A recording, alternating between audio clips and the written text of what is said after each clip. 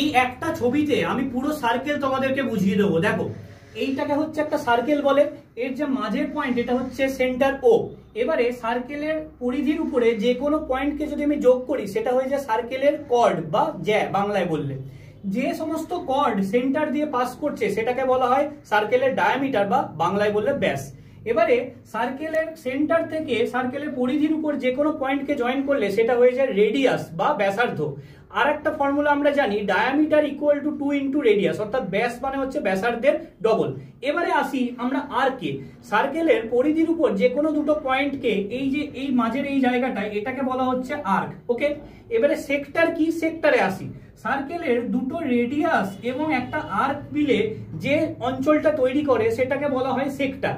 আর একটা পয়েন্টে আসি, সেটা হচ্ছে সেগমেন্ট। সার্কেলের একটা কর্ড, দেখো সার্কেলকে দুটো সেগমেন্টে ভাগ করে, এই ছোট দিকটা হচ্ছে মাইনর সেগমেন্ট, এই বড় দিকটা হচ্ছে মেজর সেগমেন্ট। আর লাস্ট এবং নট দ্য লিস্ট এটা হচ্ছে ট্যানজেন্ট। বাইরে থেকে যদি কোনো সরল রেখা সার্কেলকে একটাই পয়েন্টে টাচ করে তাহলে সেটাকে বলা হয় স্পর্শক বা ট্যানজেন্ট।